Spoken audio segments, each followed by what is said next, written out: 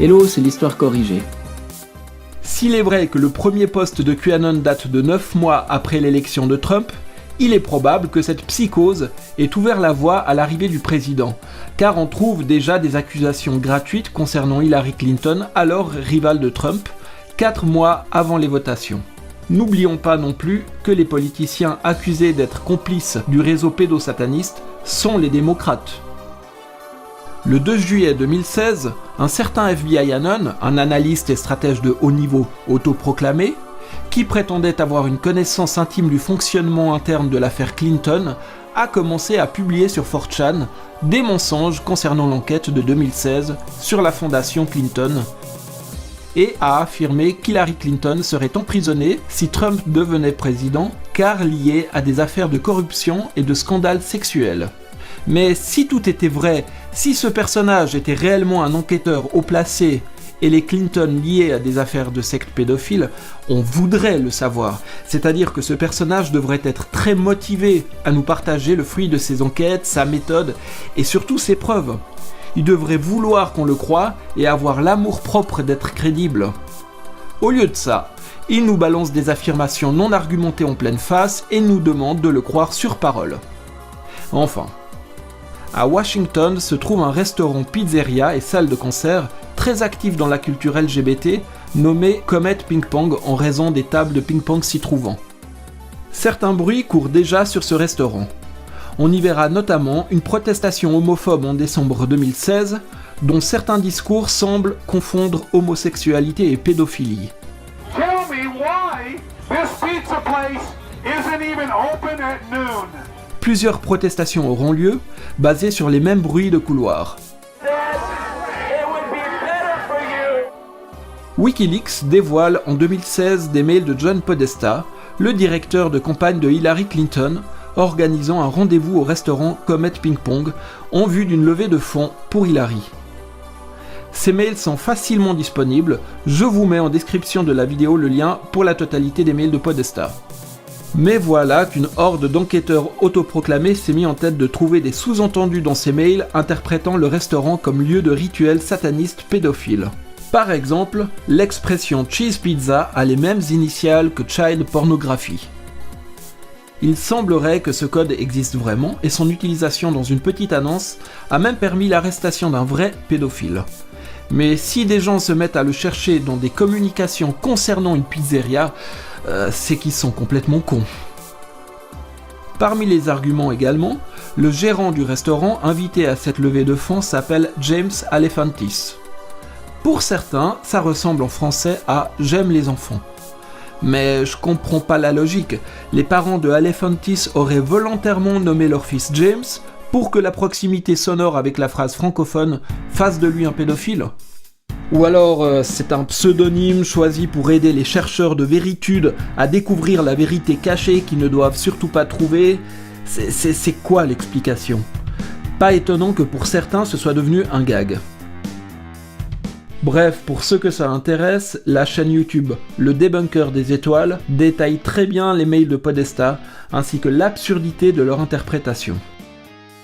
Des messages provenant du fameux FBI Anon font mention d'un réseau souterrain dissimulé au Comet Ping Pong.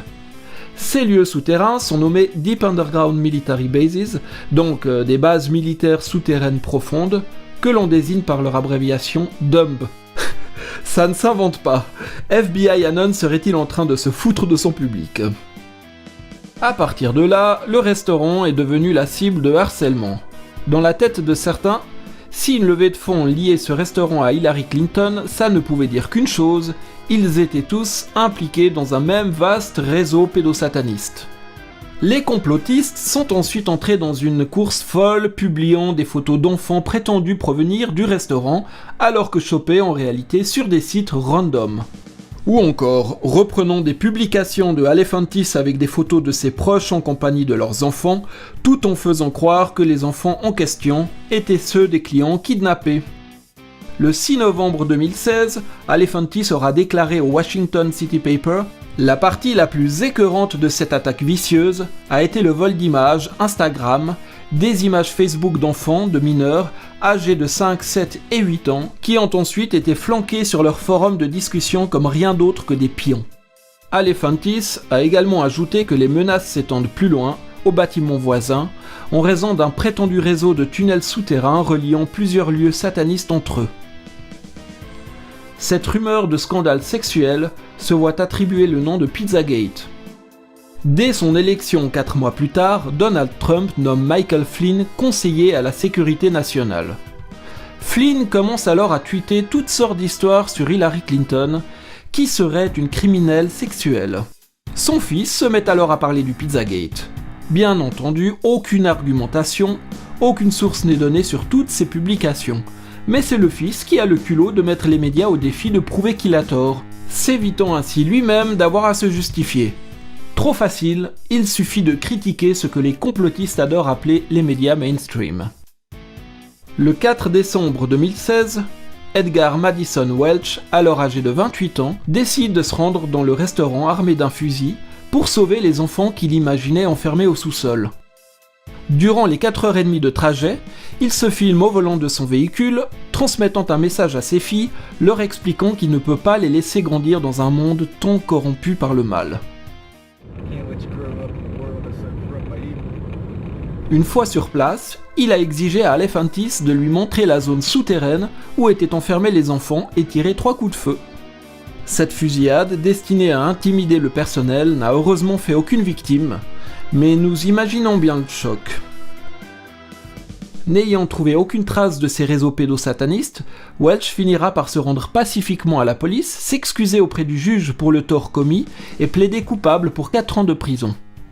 Pourtant, certains, aujourd'hui encore, continuent de croire cette théorie du Pizzagate avec ces histoires d'adrénochrome dont je vous ai parlé dans l'épisode précédent. Oh, mais quelle belle petite famille! Si cette histoire a connu des adeptes comme James Wood, Robbie Williams défraie encore la chronique en maintenant sa certitude sur la véracité du Pizzagate. Un argument est récurrent, ce n'est pas parce que le réseau n'a pas été trouvé dans cette pizzeria qu'il n'y est pas. Mais c'est complètement débile. Si je vous dis que j'ai un rhinocéros dans mon jardin, vous auriez raison de chercher à le vérifier par vous-même. Et si vous me faites remarquer qu'il n'y est pas, je me sentirais stupide de vous reprocher de ne pas avoir suffisamment cherché. Car comme pour ces réseaux souterrains pédosatanistes, quand on n'a pas de preuves, il s'agit de rumeurs.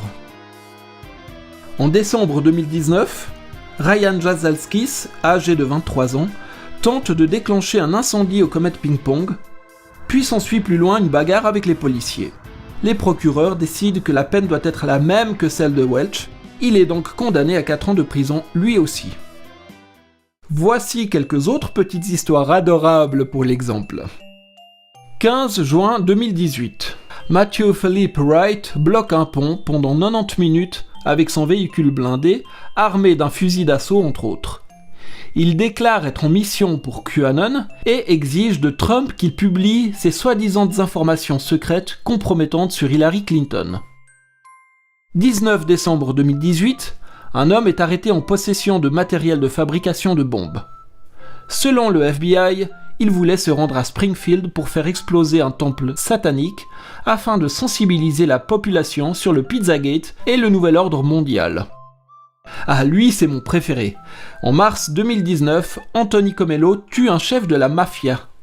Il passait ses journées sur les sites complotistes à lire tout ce qu'il pouvait sur QAnon. Il en était venu à penser que ce gangster faisait partie de l'État profond et torturait des enfants. Il avait décidé de se rendre seul chez lui pour l'arrêter afin d'aider Donald Trump, mais forcément ça a dégénéré, il lui a tiré dessus et l'a tué. Lors de son procès, il montrera la lettre Q dessinée dans sa main pour manifester son appartenance au mouvement QAnon. Septembre 2019. Timothy Larson, croyant en QAnon, cambriole et vandalise une chapelle catholique déjà pointée du doigt par les adeptes de QAnon à l'aide d'un pied de biche, criant qu'elle soutient le trafic d'êtres humains. Décembre 2019, Cynthia Abkug est arrêtée pour tentative d'enlèvement d'un de ses enfants dont elle avait perdu la garde. Elle allait à des réunions de QAnonistes et s'était laissé convaincre que son enfant était tombé dans un réseau pédosataniste. Ce genre de réseau aidant les parents à kidnapper les enfants dont ils ont perdu la garde existe aussi dans nos pays. Février 2020. Tobias Ratian, néo-nazi complotiste prétendant que QAnon lui avait plagié toutes ses idées, entre dans un bar, tue 9 personnes et en blesse 5, rentre à la maison, tue sa mère et se suicide. Il passait ses journées sur le net à chercher des informations sur les réseaux pédosatanistes et s'est progressivement mis à se croire surveillé par les services secrets. Avril 2020, Jessica Prim, âgée de 37 ans, a été arrêtée alors qu'elle tentait de se rendre dans un navire-hôpital pour obtenir de l'aide, car elle pensait être LE coronavirus. Mais elle était en possession de 18 couteaux et avait menacé Clinton, Biden et Podesta sur Facebook. Elle y avait publié ses messages de menaces en expliquant que ces politiciens devaient être éliminés pour le bien de Babylone et mentionnait notamment le film Faisal Drip dont je vous avais parlé dans l'épisode précédent. Est-ce les gens dérangés qui ont une propension à l'endoctrinement dans cette secte décousue qu'est le mouvement QAnon ? Est-ce au contraire le processus d'endoctrinement et de destruction de l'esprit des adeptes qui les mène progressivement à croire à l'inconcevable ? Ou encore un peu des deux ? La question de la poule ou de l'œuf me semble plus confortable que celle-ci, donc dans le doute, faisons notre possible pour affaiblir la propagation du venin idéologique de QAnon.